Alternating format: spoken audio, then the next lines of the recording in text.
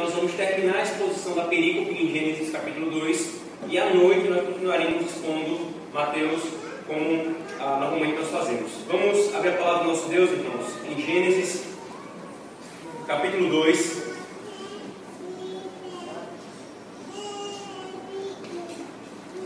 Versículo 24 e 25 especificamente. Gênesis capítulo 2, versículo 24 e 25. Diz assim a palavra do nosso Deus, irmãos. Por isso, deixa o homem pai e mãe e se une à sua mulher, tornando-se os dois uma só carne. Ora, um e outro, o homem e sua mulher, estavam nus e não se envergonhavam. Amém. Vamos orar, irmãos. Senhor nosso Deus, exaltado seja o teu nome, Pai, por tudo que nós já fizemos em serviço ao Senhor, em culto ao Senhor, nessa manhã do teu dia. E agora nós pedimos a tua graça, Senhor, para nos iluminar o entendimento e nos submetermos, Senhor, à tua revelação, à tua palavra, Senhor. Que nós possamos crer e enxergar com precisão, Senhor, aquilo que o Senhor requer do teu povo. Crer e enxergar com precisão o consolo que o Senhor traz para o teu povo. Para que em tudo isso, Senhor, nós nos alegremos e nos deleitemos no Senhor. Nós oramos assim em nome de Jesus. Amém. Irmãos, talvez uma das literaturas mais abundantes nos últimos anos, nas últimas décadas, seja a literatura que trata acerca de casamento, né? Todo mundo quer falar alguma coisa acerca do casamento. Você tem isso na literatura, você tem isso nas novelas, você tem isso no meio das pessoas. Todo mundo tem uma opinião sobre casamento e todo mundo quer que a sua opinião seja considerada como a certa. Talvez por mais experiência que possa ter, né? Eu tenho, 60 anos de casado, então eu tenho experiência, sei dizer o que é o casamento, ou qualquer coisa do tipo.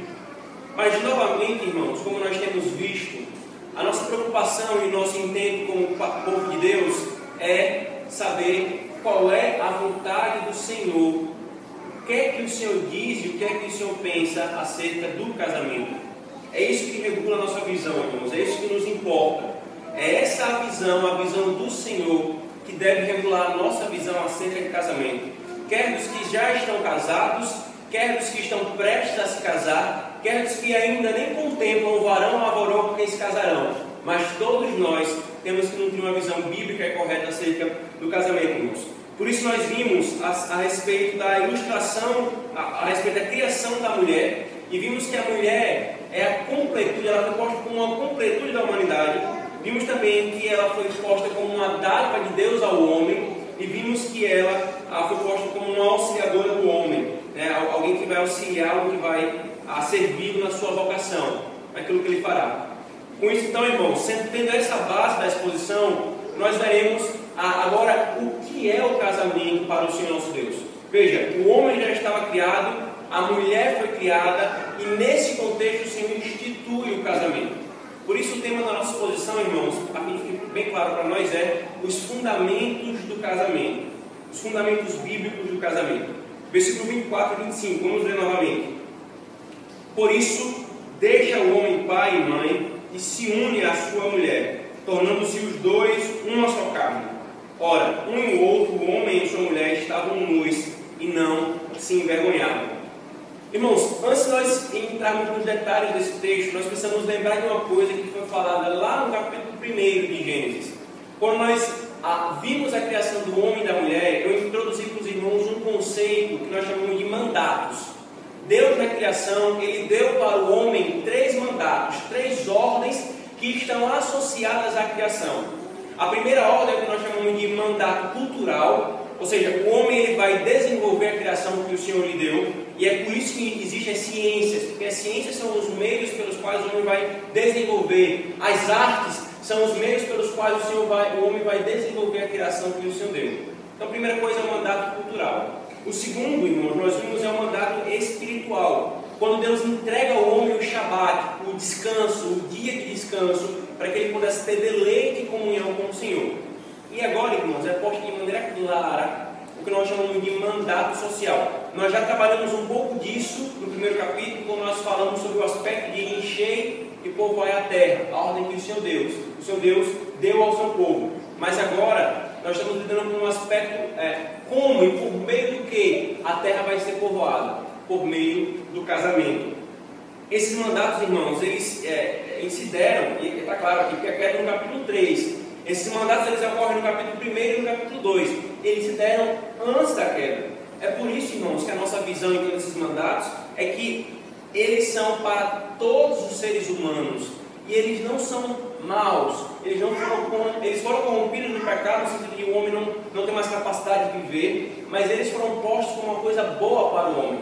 Por isso nós não podemos ver como uma coisa do diabo, de Satanás, as ciências. Nós não podemos ver como uma coisa da antiga aliança, simplesmente um dia de descanso. E nós não podemos ver como uma coisa ruim ou um mal necessário o casamento. O casamento foi posto pelo Senhor como uma coisa boa. É a primeira coisa que nós devemos ter, irmãos, como nossa visão acerca do casamento. Por ter sido um mandato do Senhor, pré-queda, o casamento é uma coisa boa. Por isso também, irmãos, já que ele é um mandato social e foi dado a todos os homens, queridos, o casamento, ele não é dado somente à igreja, irmãos. O casamento, ele não foi entregue somente ao povo de Deus, ele foi entregue a todos os homens.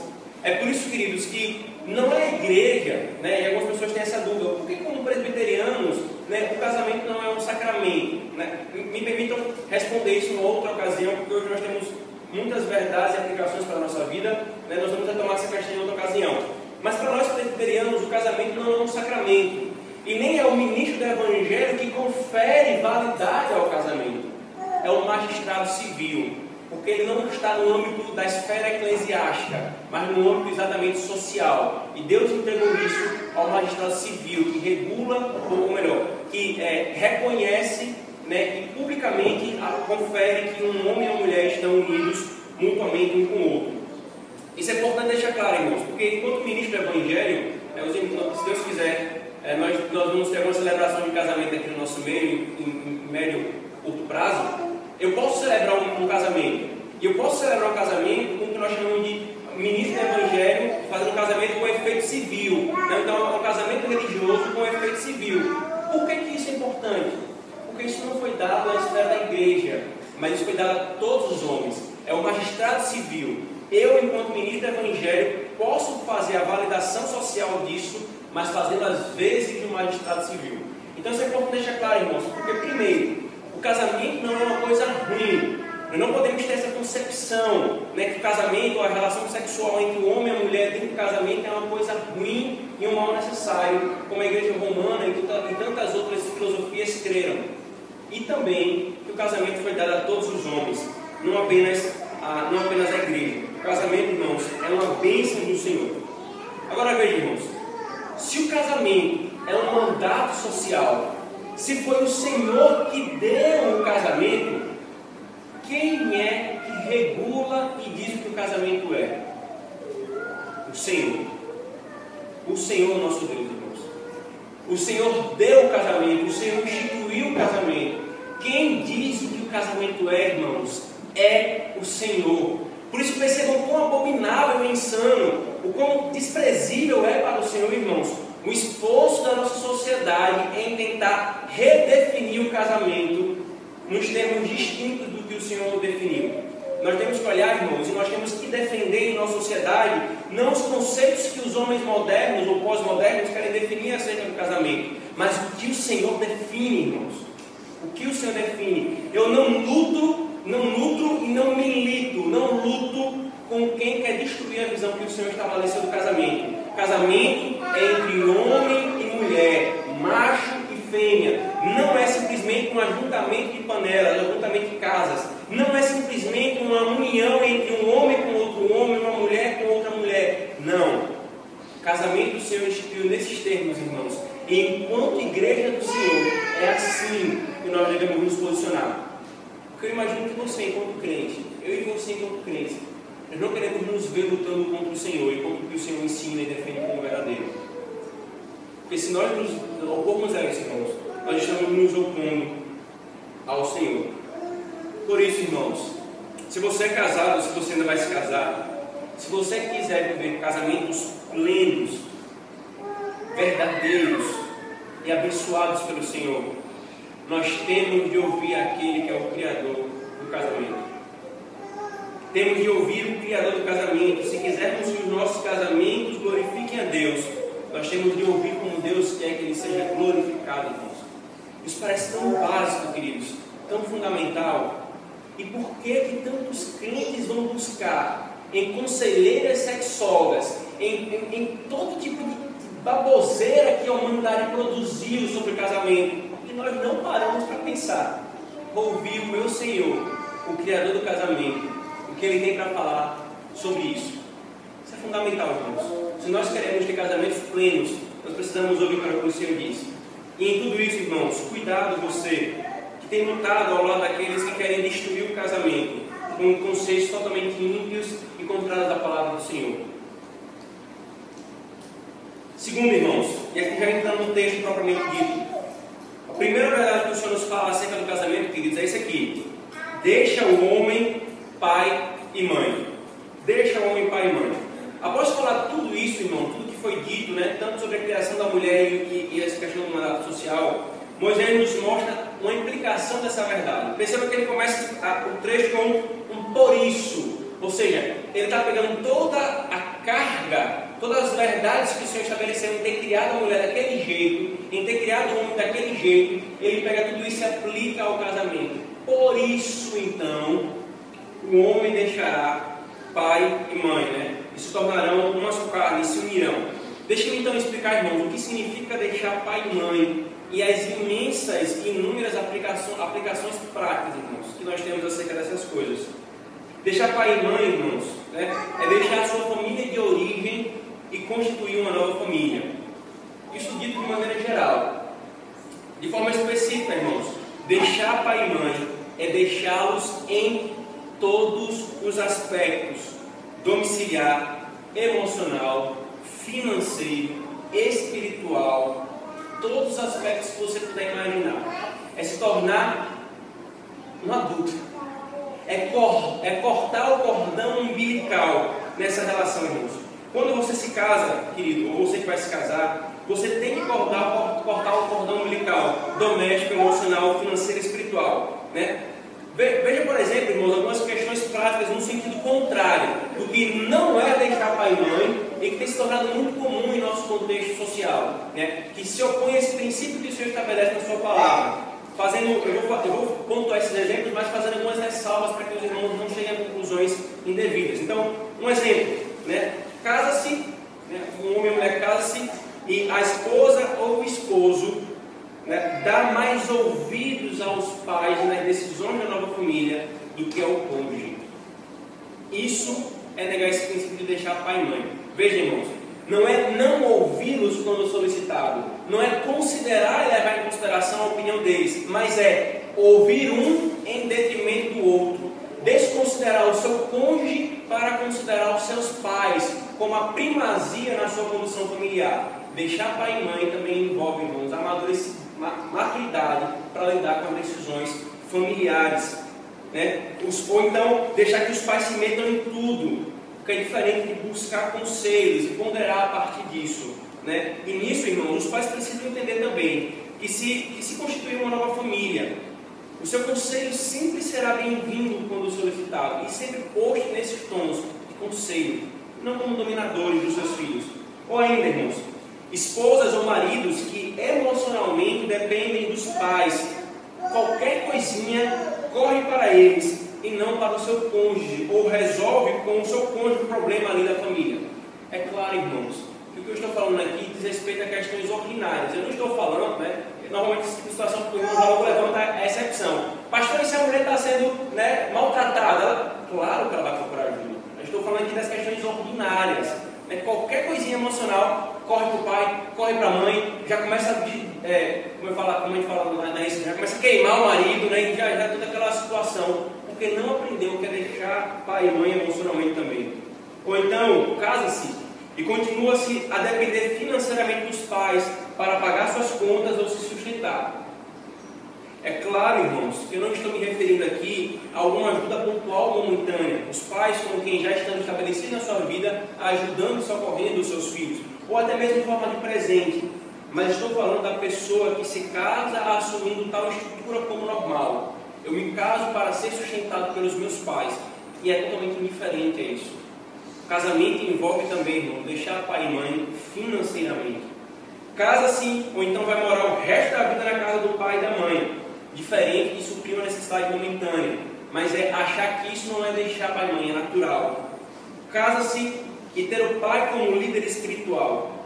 Ele o era, irmãs, até você se casar. Quando o seu pai deixou você no altar, o seu líder agora, tendo dito você sim, é o seu marido. Esse é o seu líder espiritual. Você continua honrando o seu pai e sua mãe, bem como o marido, mas agora o seu líder é o seu marido e não o seu pai. Portanto, irmãos, deixar pai e mãe é constituir uma nova família que possui autonomia nas áreas naturais, em todas as áreas de nossa existência: espiritual, emocional, financeira, domiciliar, nesses termos. Muitas pessoas, queridos, não amadureceram e não se tornaram homens e mulheres para se casar. E isso é fundamental. Isso é fundamental. Faz parte do conceito de casamento que o Senhor estabeleceu, irmãos. Por isso, queridos, se nós deixamos pai e mãe, nós devemos entender isso. É deixar mesmo. É deixar mesmo. Esposas, seu melhor amigo é o seu esposo. Não seus pais ou amigas de fora. Ele é o seu maior confidente. Maridos, sua melhor amiga é a sua esposa. Ela é a sua confidente. Esposa, seu pai tem autoridade sobre você até você se casar. Depois a autoridade passa para o seu marido. Porque nós deixamos pai e mãe. Constituímos uma nova família. Quando os casais eles não entendem isso e não vivem isso da maneira que deve ser vivida, vai gerar problema. Como é muito comum encontrar, como eu já conheci, divórcios que foi porque o marido dava mais ouvido à mãe que à esposa, e julgava a esposa a partir dos juízos da mãe, e não teve maturidade para lidar com os seus problemas.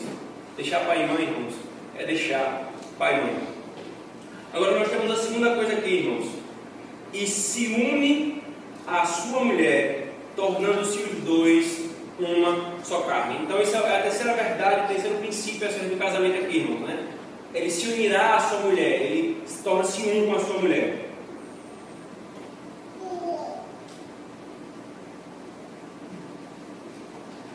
Essa segunda verdade, irmãos, essa terceira verdade no todo, mas a segunda verdade aqui no texto, ela mostra que o casamento constitui uma união indissolúvel com uma única mulher. Nós temos então aqui dois princípios. Primeiro, a união entre o homem e a mulher, tornando-se uma só carne, e a monogamia, né? Agora, em tudo isso, irmãos, nós estamos olhando aqui para a criação, mas nós não paramos aqui na criação. Esse princípio que é posto aqui, irmãos, antes que nós nos levantemos contra ele, é repetido na redenção. Abram, por favor, Efésios capítulo 5, os irmãos já conhecem bem esse texto, mas nós vamos retomar a ele e ter essa visão diante de nós. Veja, nós não leremos todo o texto, mas eu quero que os irmãos entendam o princípio posto aqui, essencial na maneira como o crente lida com o seu casamento.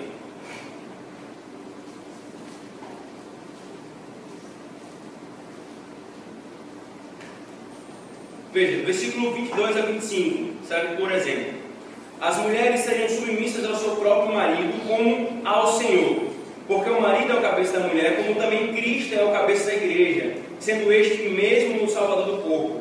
Como, porém, a igreja está sujeita a Cristo, assim também as mulheres sejam sujeitas em tudo aos seus maridos. Maridos, amai vossas esposas, como também Cristo amou a igreja e assim se entregou por ela. E todo o restante da perícope, até o capítulo 6, lida com a responsabilidade do marido.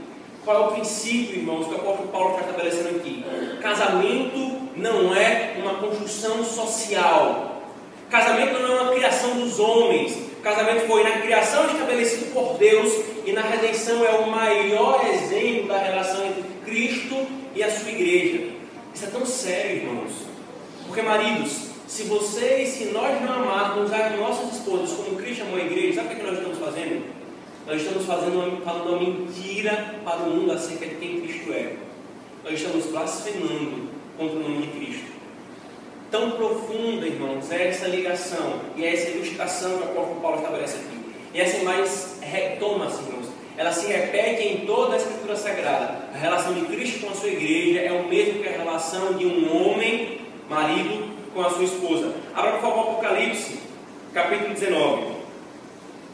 Nós gostamos tanto de festa de casamento, né? Veja que festa maravilhosa é essa que é anunciada aqui em Apocalipse, capítulo 19. Versículos 6 a 8. Apocalipse 19, 6 a 8.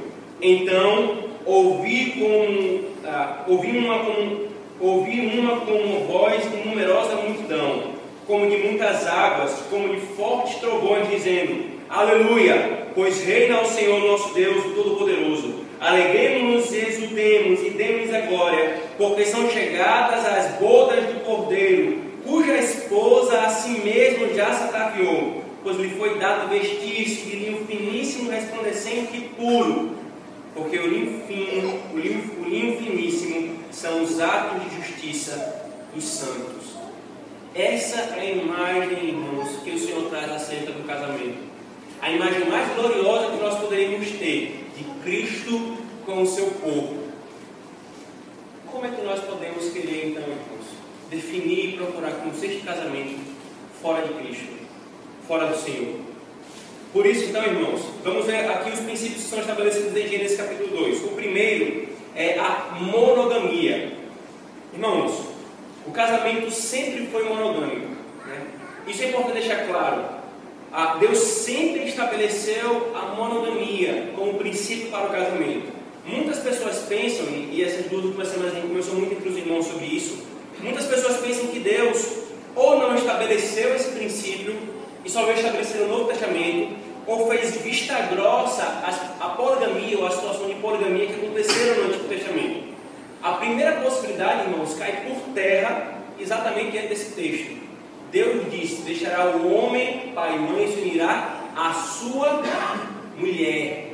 Está no singular. Não é as suas mulheres, mas é a sua mulher. Agora, a segunda, irmãos, com relação à vista grossa, nós devemos lembrar com relação a uma coisa.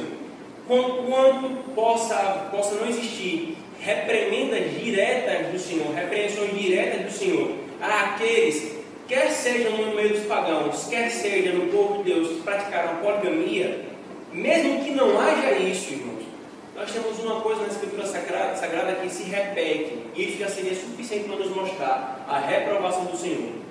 Pode perceber, irmãos, todos os exemplos em que no meio do povo de Deus os homens procederam com poligamia, eles tiveram muitos problemas, muitos prejuízos na sua vida familiar, muitos prejuízos no meio do povo de Israel, no meio do povo de Deus, porque foram para longe do princípio que o Senhor estabeleceu, né? Nós temos mesmo que nesse período entre Abraão e Davi, nós temos evidências que mostram claro o desagrado de Deus e o desvio desses homens, mesmo que piedosos, e a sua maioria impiedosos.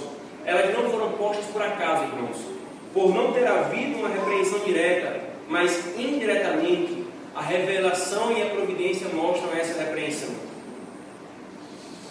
Veja, irmãos, deixa eu dar alguns exemplos, né? Nós temos o primeiro exemplo que já seria suficiente para nos deixar claro a repreensão do Senhor, o desagrado do Senhor para com a poligamia. Em Gênesis capítulo 4, versículo 19, nós temos descrito um homem que já foi mencionado no sermão anterior, chamado Lameque. Lameque fazia parte da descendência de Caim. E na estrutura de Gênesis, irmãos, a descendência de Caim, desde o princípio, foi uma descendência odiada pelo Senhor. Foi a descendência que o Senhor reprovava, que estava debaixo da reprovação do Senhor. E o que é que diz acerca de Lameque? A primeira coisa que se fala de Lameque, Gênesis 4, versículo 19. E Lameque tomou 2 mulheres. A poligamia, irmãos, nasceu não no coração daqueles que eram piedosos, mas no coração dos impiedosos. Mas se não bastasse isso, irmãos, nós temos Noé e seus filhos, eles eram monogâmicos.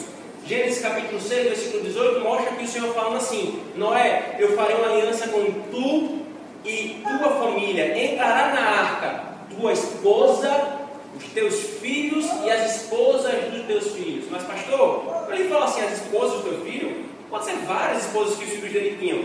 Não, irmãos. Porque o texto diz depois: entraram na arca 8 pessoas. Se você fizer a contagem certinha, Noé e sua esposa, os seus filhos e as suas esposas. Veja, aqueles que eram piedosos continuaram com a prática da monogamia, irmãos. E Ló era monogâmico. Quantas mulheres de Ló se tornaram estátua de sol? Uma. Isaac era monogâmico. Gênesis 24, 67 diz que Isaac casou-se, com Raquel, com Rebeca. Ele casou-se com Rebeca. E essa foi a única esposa de Isaac. E Jacó, você fala assim, mas pastor, Jacó teve 2 mulheres e ainda teve relações sexuais, mas escravas dessas mulheres. Se os irmãos perceberem bem no início da história de Jacó, ele intentava ser monogâmico. Ele queria casar com Raquel, que era quem ele amava. Mas o seu sogro, seguindo a cultura pagã, colocou Lia de maneira enganosa para com Jacó. E Jacó casou-se com Lia porque ele teve a relação com ela, mas ele queria se casar com Raquel. Então ele deu oportunidade e cedeu à poligamia. E tudo o pecado que ele cometeu, irmão, no tocante a se relacionar com as servas das suas mulheres, não foram impiedade e aprovação do Senhor. Conquanto o Senhor tem usado disso, como Ele sempre faz, os nossos erros e pecados para a sua glória, daí surgiu as 12 tribos de Israel. Isso não foi, irmãos, com o agrado da revelação do Senhor. Nós temos Davi e Salomão. Você pode falar, mas pastor, Davi tinha várias mulheres, Salomão tinha 1000 mulheres. Irmãos, olhem para a vida de Davi e Salomão, homens piedosos diante do Senhor. Davi chamado homem segundo o coração do Senhor. Mas olha o que aconteceu com sua família. Veja a reprovação que o Senhor deu a Salomão por ter se curvado aos deuses das suas muitas mulheres e não ter se casado com a única mulher que o Senhor havia estabelecido como princípio. Se não bastasse, irmãos, o próprio Salomão reconhece isso. Eu quero ler esse texto com vocês. Provérbios capítulo 5, por favor. Provérbios capítulo 5. Veja, irmãos, o que nós estamos tentando estabelecer aqui, queridos, é o princípio que o Senhor estabeleceu. Desde o princípio era monogamia, nunca foi diferente disso.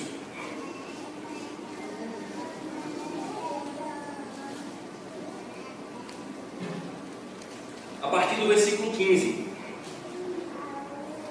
Veja a linguagem que Salomão usa aqui, irmãos.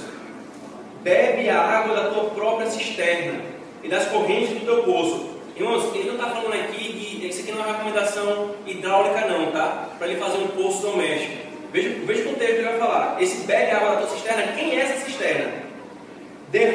Derramar-se-iam por fora as tuas fontes e pelas praças os ribeiros de águas, sejam para ti somente, não para os estranhos contigo.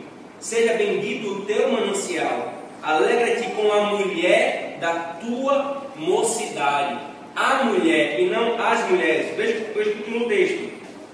Corça de amores e gazela graciosa, sacia-te os seus seios em todo o tempo, e embriaga-te sempre com as suas carícias. Por que, filho meu, andarias cegos pela estranha e abraçarias o peito de outra?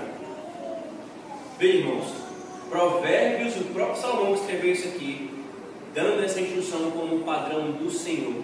Sacia-te com a tua mulher. Não é com várias esposas, ou com a tua mulher e mais um amante, mas é a tua mulher. Por isso, irmãos, toda a degeneração e consequências malévolas que aconteceram na vida do povo de Deus são evidentes de que o Senhor sempre reprovou a poligamia. Isso fica muito claro no Novo Testamento.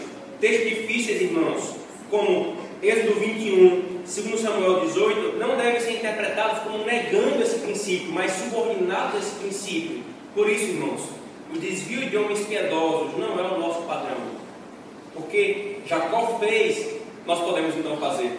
O que nos regula, irmãos, não é os exemplos dos nossos piedosos, mas é a palavra de Deus, naquilo que os piedosos estão em conformidade com a palavra de Deus. Mas então vem, irmãos, a monogamia, e agora o último e maior princípio que é posto aqui, a ideia da união do marido com a mulher. Os dois se tornarão uma só carne. O que significa isso, irmãos? Se tornar uma só carne, irmãos, é uma síntese da Escritura Sagrada para dizer o que é casamento. Casamento é o que? Tornar-se uma só carne. ele é exatamente um reflexo da imagem da Trindade no seu povo, irmãos. Porque veja, da imagem da criação, Deus, ele é três pessoas distintas, mas é um único Deus.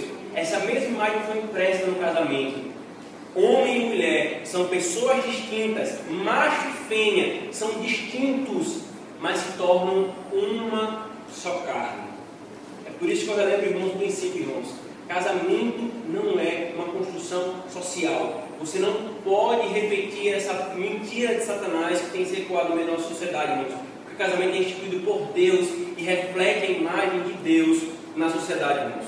Por isso, queridos, tornar-se uma só carne não é apenas união sexual, como alguns pensam. É também, e isso é importante, tornar-se uma só carne é união sexual, mas é para além disso.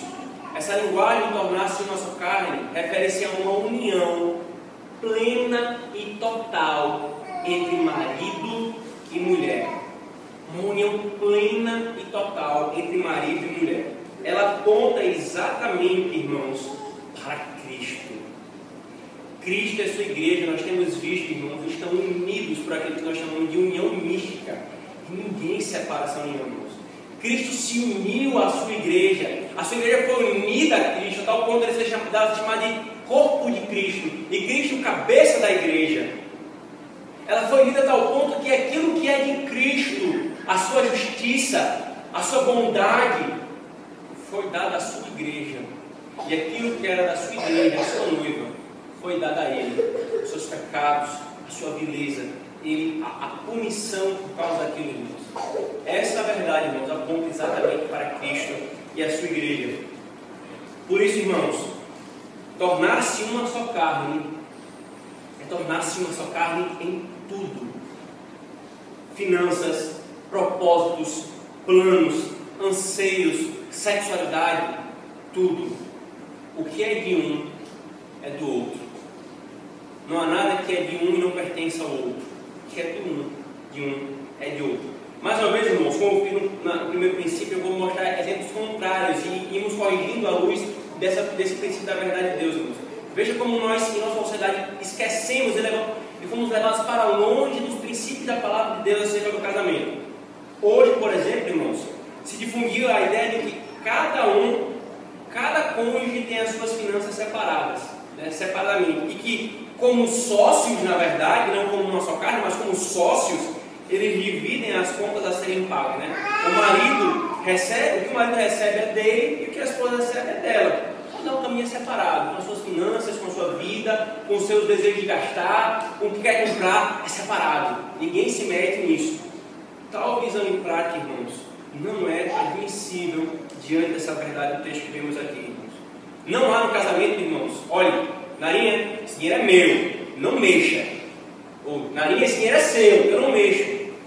O dinheiro da família é da família. O bem da família é da família. Eles se tornaram uma só carne. Como pode haver reservas? É certo, irmãos, que há situações extraordinárias. Nós não estamos falando de pecado em suas situações extraordinárias, né? De alguma coisa que aconteceu antes deles se casarem, né? Financeiramente falando. Mas estamos falando de situação ordinária. Quantos casais, queridos, foram ensinados nessa ideia equivocada? Ao invés de serem uma só carne em tudo, eles são apenas sexualmente falando. Isso chegou a tal ponto, irmãos, na nossa sociedade, que hoje existem pessoas que são casadas, mas que têm apartamentos separados, casas separadas e se encontram vez ou outra para terem relação sexual, mas são casados. Tamanha insanidade não se tornar uma só carne. Quantos irmãos não brigam nos seus casamentos porque dizem assim, não, é sua vez de pagar. Não, mas eu paguei outra coisa. Não, mas agora você vai pagar. Calma, é picuinha para uma coisa. Não existe tanto, irmãos. O nosso padrão de casamento não é o do mundo, mas o da Escritura. Eu sou um com minha esposa em tudo, como Cristo é um com a igreja em tudo.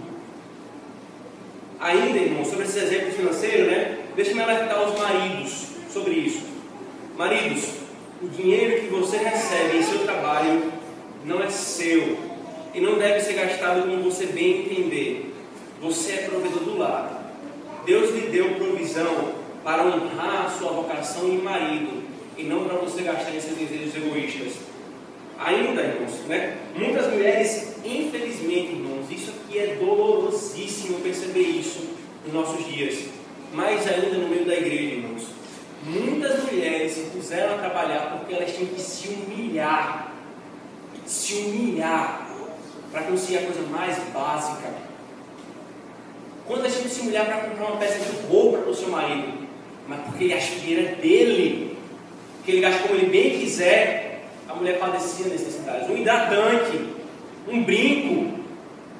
Irmãos, maridos, homens, o que você recebe como provedor é para ser compartilhado com a sua casa. Quem pensa de maneira diferente, irmãos, não é homem macho de verdade. Esse tipo de cara não é macho de verdade, é um menino egoísta. Porque menino egoísta que quer gastar o seu dinheiro com seus brinquedinhos, o seu prazer deleite próprio. Mas o homem de verdade entende que ele tem responsabilidades diante da sua mulher e dos seus filhos. Ele não gasta o dinheiro todo consigo mesmo. Ele não quer saber, não, dê comida, dê moradia, pronto. Não é assim, irmãos, que nós lidamos com o casamento. Muitos homens são dessa forma, meninos egoístas, vivendo para satisfazer os seus próprios interesses. Esse tipo de homem não é homem, mas o homem de verdade, ele age como Cristo agiu com a sua igreja. Cristo não chegou para a sua igreja e falou assim: igreja, eu fiz aqui 50% da obra da redenção, se vire para conseguir o resto, né? Também você quer estar numa mesada, como é que pode isso? Não fez isso não, irmãos. Ele assumiu toda a conta do nosso débito para nos dar toda a riqueza que ele conseguiu com a sua obra. Da mesma forma, maridos, é assim que vocês têm que proceder com as suas esposas. Agora também, irmãos, as que, mesmo tendo homens que querem ser machos de verdade e que são devidos provedores, estas querem, ainda assim, insistentemente, as suas próprias finanças, muitas vezes por orgulho, por vaidade e por ganância. Eu não estou falando, irmãos, daquelas que, em um dado momento da caminhada da família, precisou trabalhar para socorrer e sobreviver. Não estou falando disso, irmãos. Eu estou falando da família que não tem necessidade, mas ainda assim a mulher bate o pé e fala assim: eu quero ter o próprio dinheiro para eu gastar como eu quiser, independente de você. É muito comum, irmãos, no meio de ímpios, encontrarmos homens que gastam tudo consigo mesmo, em seus próprios prazeres.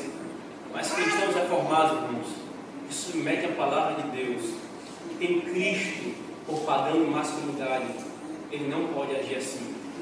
Ele não pode agir assim. Ele quer agir como Cristo. Agora, mulheres, né, é importante falar isso aqui, porque depois a mulher vai chegar, está vendo? Então, o pastor falou, agora eu quero que você me compre esse vestido, eu quero que você compre isso, eu quero, né? Tem um ponto aqui, irmãos. Se se tornar uma só carne, sem dúvida, mulheres, deve haver consideração de sua parte em saber o momento e ocasião do orçamento familiar. Você não resolve essa questão simplesmente assim: não, eu não quero depender do meu marido, né? Às vezes tem esse tipo de conceito: mulher, vai trabalhar, depender de macho, depender de homem. Esse não é um pensamento bíblico, irmãos, correto, né? Se nós estamos juntos construindo a vida, nós temos que construir exatamente juntos. Porque se eu caminhar nesse princípio errado, irmãos, onde está o construir as coisas juntos? Onde está o caminhar juntos? Onde está o passar por limitações juntos? Os juntos se abraçarem mutuamente para suprir a necessidade um do outro. Amor, eu abro mão de comprar isso aqui que eu quero, para comprar isso aqui para você, que você está precisando mais do que. Amor, eu abro mão de ter esse deleite que eu gostaria de ter, para que você possa ter essa necessidade suprida. Isso, irmãos, é casamento. Isso é companheirismo. Casamento não é uma sociedade sem serem sócios, mas casamento é uma comunhão íntima. Vocês são uma só carne, irmãos. Você e sua esposa, ou você que vai se casar. O bem dela é o seu bem, esposo. O bem dele é o seu bem, esposa. Eu ainda vou dar um outro exemplo, queridos, contrário a esse princípio bíblico, né? O esposo ou a esposa que possuem reservas emocionais ou segredos de vida que não é dado ao seu cônjuge. Isso também, irmãos, fere o princípio de uma só carne. Alguns homens possuem mais amizade e seu coração é mais exposto para outros homens, para os seus amigos, do que para a sua mulher. Há muitas mulheres que têm os seus corações mais expostos para as suas amigas do que para o seu marido. Irmãos, o seu cônjuge é o seu confidente, é o seu melhor amigo. não deve haver reservas emocionais no seu coração para com ele. Você foi feito uma só carne com o seu cônjuge. Ela e ele são os seus melhores amigos. E quem deve te conhecer melhor do que qualquer pessoa, melhor que seu pai, melhor que sua mãe, melhor que seu amigo de infância, é o seu cônjuge. Não deve haver, irmãos, entre marido e mulher, reservas emocionais. Não, respeite a minha privacidade. Não, você não pode saber disso aqui da minha vida. Irmãos, nós nos tornamos uma só carne. Não deve haver esse tipo de reserva. Como o nosso padrão é Cristo, irmãos, é a união conosco. O que é dele foi dado a nós. Ele não esconde em nós os segredos do Pai. Isto é, aquilo que o Pai revelou, Ele nos revela. Assim também nós temos que caminhar, irmãos, com os nossos cônjuges. É claro, queridos, mais uma vez, eu preciso fazer a ponderação para que ninguém tome isso aqui e leve para o lado errado, né? Que há segredos de vocação. Se você é um juiz, você não pode estar contando os segredos do juiz para sua esposa. Né? A esposa de presbíteros aqui, você não pode ficar falando, amor, eu quero saber da vida de fulano. O cabe é você saber disso. Né? Não é segredo dele, é segredo da sua vocação. Cabe aos presbíteros, cabe aos presbíteros, e não às esposas dos presbíteros. O que cabe ao juiz, cabe ao juiz, e não à esposa do juiz. Mas o que eu estou falando aqui, irmãos, é da vida do indivíduo, do marido. A partir disso também, queridos, agora saindo do casamento e especificando algumas outras implicações disso, irmãos. Há um alerta para os casais que são namorados e que são noivos, ou que ainda querem namorar algum dia para se casar com alguém. O tornar-se sua carne, irmãos, é uma realidade somente para os casais casados. Muitos casais namorados ou noivos precipitam-se em viver como uma só carne quando ainda não são, unindo finanças, expondo suas emoções mais do que deveriam, suas lutas, e não preciso nem falar dos que pensam que não há problema em se unirem sexualmente antes do casamento. Há muitos perigos aqui, né? Solteiros, noivos, namorados, atentem para isso. Porque sem dúvida, irmãos, sem dúvida, o nosso namorado, nossa noiva, tem de ser a pessoa com quem nós mais nutrimos uma amizade. Mas ainda assim, pelo estado que nós estamos, que vocês estão, deve haver limites. Não deve haver uma união com a nossa carne nesses aspectos da realidade. Mas deve haver limites para o momento certo. Eu sei que muitas vezes a gente fica no anseio de querer viver o princípio bíblico, mas a gente mostra isso, mostra a nossa disposição. E não querendo viver apressadamente uma coisa que não foi posta para ser vivida agora. Há limites, as finanças são separadas, as emoções são limitadas, as lutas e os pecados secretos ainda reservados, questões familiares têm seu devido lugar, e o pai tem a autoridade, e não o namorado e o noivo. Então, de maneira prática, namorados não devem exigir submissão da sua namorada, porque não lhe é devido isso. A submissão é devida para o seu marido e não para o namorado. Enquanto ela não deixou o pai e a mãe, a submissão devida é ao pai e não ao namorado. Namoradas também não devem exigir que seu marido abra o mais fundo, ou melhor, o seu namorado abra o mais fundo do seu coração, porque esse ainda não é devida essa abertura. A nudez física e emocional, conforme nós vemos no versículo 25, é para o casamento e não para os tatuantes. Estar em nossa carne, irmãos, nos lembra também que não é por qualquer motivo que haverá divórcio. Essa união, irmãos, ela é muito forte. Não é por qualquer motivo que nós dizemos assim, tem que haver divórcio. Veja, irmãos, o Senhor fala em Malaquias 2,16 que Ele odeia o divórcio. O divórcio que é feito por qualquer motivo, de qualquer jeito ou por obstinação. Pior ainda é quando há um casal que os dois são crentes e uma das partes está obstinada em seu pecado. A licitude do divórcio se dá só e somente só quando há abandono do lar irremediável e um adultério impenitente. O adúltero não quer se arrepender do seu adultério. Nesse caso, o marido ou a mulher, que não é o adúltero, que é o inocente, ele tem liberdade para não continuar nessa união. Porque aquele que assim age, ele já não age mais como crente. É por isso que há disciplina eclesiástica, irmãos, porque os tais são tratados como pagãos, são excluídos da igreja porque eles preferem amar o pecado a Cristo. E então o cônjuge está livre, irmãos. Isso é importante, queridos, porque se você tem algum problema em seu casamento, o primeiro, o segundo, o terceiro, o quarto, o quinto, o enésimo pensamento não será o divórcio. Leve para longe qualquer sugestão disso, antes de lutar no Senhor e com o Senhor pelo seu casamento. Porque essa união, irmãos, é muito forte. Sabe aquele ditado, queridos? Sabe aquele ditado? Filho é para sempre, marido e mulher não é. Alguém já viu esse ditado? Totalmente contrário. A união que Deus estabeleceu é muito mais forte que a união natural. Nós acabamos de ver que filho e filha não são para sempre. Eles deixam casa, eles deixam pai e mãe. Mas marido e mulher, a união que Deus estabeleceu, irmãos, é muito mais forte que a união natural. A nossa união com Cristo, que foi a união que Deus estabeleceu espiritual, é muito mais forte que qualquer união natural que os homens estabeleçam com sanguinidade. Se com sanguinidade, irmãos, fosse mais forte que as uniões que Deus estabelece, nós ainda estaríamos em Adão, porque nós somos filhos de Adão. Mas porque Cristo, Deus nos uniu a Cristo, essa união tem mais força que a nossa união da carne. Os laços, irmãos, instituídos da ordenança do Senhor, são mais fortes que os laços naturais. Por isso, querido, não pense por qualquer coisa se divorciar. Procure ajuda, procure socorro. E por último, irmãos, e também importante, aqui nós temos uma instrução do Senhor contra o casamento misto. Algumas pessoas pensam, isso é coisa de fariseu, né? Inventar casamento misto. Qual o problema de eu casar com um menino, uma romanista, uma espírita, seja lá o que for? Irmãos, isso é muito sério. Quando nós entendemos o que é a união de um marido com a mulher, irmãos, nós entendemos o porquê e a seriedade de Deus ter restringido o casamento de um crente apenas a outro crente, e não um crente com um ímpio. O Senhor é muito claro nisso, queridos.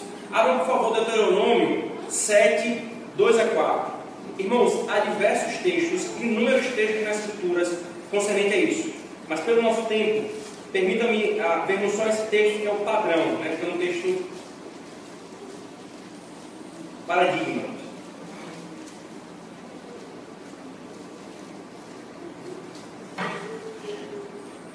Versículo 2 a 4. E o Senhor, teu Deus, quando o Senhor tiver dado, né, toda essa terra, né? Vamos levar aqui o versículo primeiro, para ficar claro. Quando o Senhor teu Deus te introduzir na terra a qual passas a possuir, e tiver lançado muitas nações de diante de ti, os heteus, os gigazeus, os amorreus, os cananeus, os ferezeus, os heveus, os jebuseus, 7 nações mais numerosas e mais poderosas do que tu, e o Senhor teu Deus as tiver dado diante de ti, para as ferir, totalmente as destruirás. Não farás com elas aliança, nem terás piedade delas, nem contrairás matrimônio com os filhos dessas nações, não darás tuas filhas a seus filhos, nem tornarás suas filhas para os teus filhos, nem tomarás, né? Por isso, pois, elas fariam desviar teus filhos de mim, para servirem a outros deuses, e a ira do Senhor se acenderia contra vós outros, depressa vos destruiria. Irmãos, é claro, você pode falar assim, mas pastor, ele está falando de destruir as nações vizinhas, então eu tenho que destruir o ímpio? Claro que não, irmãos. Nós estamos ali dando aqui como um processo de revelação progressiva, e esse destruir as nações vizinhas havia um propósito revelacional. Nós não estamos matando os ímpios aí, mas ainda há um princípio moral aqui estabelecido, irmãos. Vocês não farão pacto profundos com ímpios. Um dos pactos mais profundos, se não o mais profundo, é o casamento. Ele claramente diz: vocês não darão as suas filhas para os filhos deles, e nem tomarão as filhas deles para os seus filhos. Por quê? Porque é por meio disso que a idolatria entra no meio do povo de Deus. E quantos são os exemplos, irmãos, de pessoas que estavam casadas, crentes se casaram com romanistas e passaram a ser romanistas, abandonaram a palavra do Senhor. Para ficar claro, irmãos, a nossa confissão de fé de Westminster, no capítulo 24, sexta terceira, ela diz o seguinte: a todos que são capazes de dar um consentimento ajuizado, é lícito casar, mas é dever dos cristãos casar somente no Senhor. Portanto, os que professam a verdadeira religião reformada não devem casar-se com infiéis, papistas ou outros idólatras, nem devem os piedosos prender-se desigualmente pelo justo casamento aos que são notoriamente ímpios em suas vidas, ou que mantêm heresias perniciosas. Isso é um princípio da nossa confessionalidade, porque isso é uma verdade bíblica. A realidade da união do casamento, irmãos, é muito séria e verdadeira. Agora perceba a gravidade disso, queridos. Como posso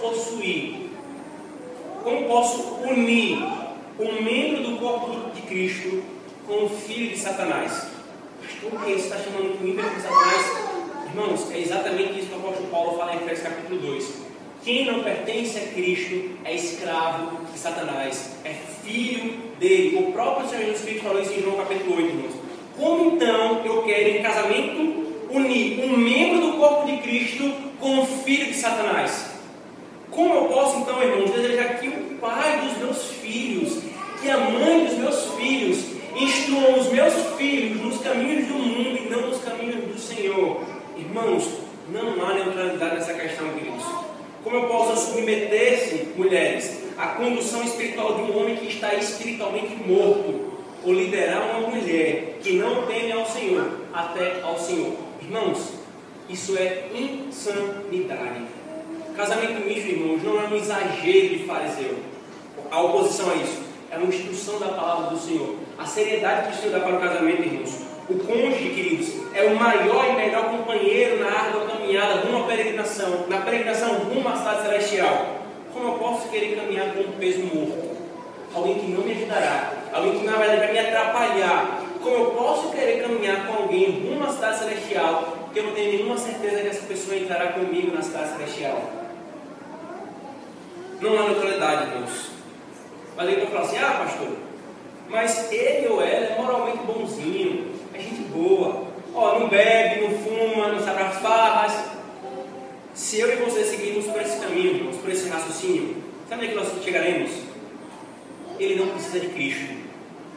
Irmãos, os ímpios moralmente bonzinhos, eles não são como um bolo que falta só a cereja chamada Jesus. Se ele não tem a Cristo, ele não tem nada. Não é só uma cereja que falta, ele não tem um bolo. Mesmo que seja moralmente bonzinho, irmãos, o homem e a mulher que não tem a Cristo, mas tem boa moral, precisa ardentemente de Cristo.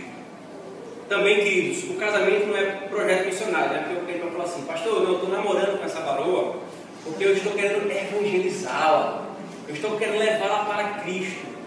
Irmãos, casamento não é missionário. Casamento foi posto pelo Senhor para ser meio de propagação do seu povo, para ser haver muita companheiria, força na caminhada com Cristo. Não foi criado para ser evangelístico. Não se pode querer negar o princípio da palavra dessa forma. Mas alguém pode falar assim, mas pastor, eu conheço casais que deram certo, né? O homem era crente, a mulher era crente, e no final a mulher que era crente se converteu e se tornou presbiteriana ou qualquer coisa. Primeiro, irmãos, combatendo o pragmatismo com o pragmatismo. Mostre-me um que deu certo, eu te mostro 1000 que deu errado. Agora também, irmãos, o fato de o Senhor ter sido misericordioso com alguns, apesar do seu erro, não legitima, irmãos, não anula o preceito claro do Senhor.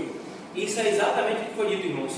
Misericórdia, isto é, não receber o que merecia receber. E o Senhor foi gracioso e salvou aquele que não era crente, irmãos. Não devemos viver com base nas experiências, mas com base na palavra de Deus. Usar esse argumento, irmão, né? Eu conheço casais que deram certo, é pensar da seguinte forma, deixa eu dar uma ilustração aqui. Né? Você fala assim, fulano roubou um banco. É moralmente errado, né? Fulano roubou um banco. Fulano foi preso. E na cadeia ele ouviu o evangelho e se converteu. Portanto, vamos roubar bancos para que as pessoas possam se converter. Irmãos, essa lógica não se sustenta. Nós caminhamos pelo preceito. Se o Senhor é providentemente misericordioso, sabe o que está no nosso coração? Tem que estar no nosso coração uma gratidão a Ele, porque apesar de nosso erro, o Senhor foi misericordioso. E não fazer do erro algo lícito. Quantos não são os irmãos e irmãos, queridos, que têm sofrido profundamente, ou porque negligenciaram essa verdade, ou porque não foram instruídos, ou porque foram enganados por ministros displicentes e infiéis que dizem, não tem problema nenhum você se casar com um ímpio. Se você se encontra nessa situação, se casou com um ímpio, tomou uma decisão contrária à palavra de Deus, e está casada com um ímpio ou uma ímpia, o Senhor te chama ao arrependimento. Mesmo que você sofra dolorosas consequências disso, se você está arrependido, irmão e irmã, Não se angustie com angústia de morte. A vida não acabou. O Senhor lhe perdoa. E o Senhor lhe dá força e graça para você caminhar nessa nova conjuntura. Certamente, irmãos, as limitações continuarão sobre você. E você continuará casado. Você não deve se divorciar. Mas com arrependimento, o Senhor não te abandonará. Mesmo com o seu erro, não perca a esperança de que o Senhor pode converter o seu cônjuge, quer seja sua esposa, quer seja seu marido. Espere no Senhor, confie no Senhor. Agora, se você não está casado e ouve essa instrução do Senhor, jovens especialmente, o Senhor te alerta. Sob juízo, você está sendo alertado. Não faça aquilo que lhe reprova. Case-se no Senhor. Case-se com um crente. Ou você ouve a palavra de Deus, ou você ouve os seus desejos carnais e cegos. Porque você insiste em querer casar com aquela moça, porque era a moça mais bonita que tem e lhe deu bola. Porque você insiste em casar com aquele rapaz, porque é o rapaz mais bonito e lhe deu bola. A palavra de Deus, irmãos, ela é verdadeira. Que seja todo homem mentiroso, e nosso coração também, e a palavra de Deus é verdadeira. Sabe, irmãos, que isso é tão sério para o Senhor, que é possível e passível de disciplina eclesiástica os que insistem em fazer tal coisa. Jovens, preste atenção a essa doce orientação do Senhor. Case-se com um homem de Deus, com uma mulher de Deus, porque assim você usufruirá dos benefícios do Senhor. E se você casou assim, ou seja, com um ímpio ou com uma ímpia, e o Senhor foi misericordioso com você, dê muitas graças ao Senhor, porque Ele foi misericordioso. Tenha um coração inundado com essa gratidão, irmãos. E não fique usando a sua experiência como padrão para julgar a palavra de Deus ou aconselhar outros. Mulher, não tem nada a ver, casa com esse menino bonito, porque deu certo comigo. Então, rapaz, deixa besteira, eu casei, uma vez que minha esposa se converteu. Não use isso como padrão, mas glorifique a Deus, porque Ele foi misericordioso com você. Por isso, irmãos, diante de todas essas verdades que nós vimos aqui, sobre deixar pai e mãe e tornar-se uma só carne, sobre o mandato social, nós devemos, irmãos, ardentemente querer conformar os nossos casamentos à palavra de Deus. Muito além do que o mandato da criação, irmãos. Nós temos o padrão de Cristo com a sua esposa. Cristo que deixou o seu pai para salvar a sua noiva. Cristo que se uniu à sua noiva e deu tudo que era dele para ela e tomou aquilo que era dela para ele, irmãos. Esse é o nosso padrão, queridos. Que o Senhor seja glorificado no meio do seu povo, com casamentos bíblicos e que se preocupe em conformar-se com a palavra de Deus. Que o Senhor nos dê graça, irmãos. Amém. Vamos orar, queridos. Senhor Deus, nós louvamos ao Senhor, Pai, mais uma vez, porque o Senhor não nos deixou cegos nas nossas opiniões e nem nas opiniões desse mundo, Senhor. Por mais que seja duro e doloroso, Senhor, vemos que muitas vezes eu e meus irmãos, Senhor, falhamos, erramos. O Senhor é misericordioso em nos instruir a verdade para que nós nos corrijamos, Senhor. Que cada um de nós aqui, Senhor, maridos e esposas, as famílias, os noivos e namorados, os jovens solteiros, Senhor, todos nós possamos nutrir uma visão correta do casamento. E nutrir, Senhor, o desejo e ativamente fazer de conformarmos os nossos casamentos à Tua palavra, Pai.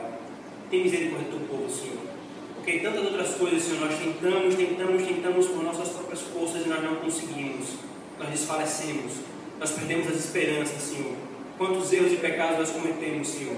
Mas nós queremos esperar no Senhor, Pai. Diante da instrução da Tua palavra, para que o Senhor nos console e nos conforte. Que o Senhor traga arrependimento aonde deve ser arrependido. Que o Senhor traga força onde deve haver força, Senhor, quando há fraqueza. Para que o Senhor, Pai, seja glorificado e a glória do Deus Trino seja vista em nossas famílias. Nós oramos assim em nome de Jesus. Amém.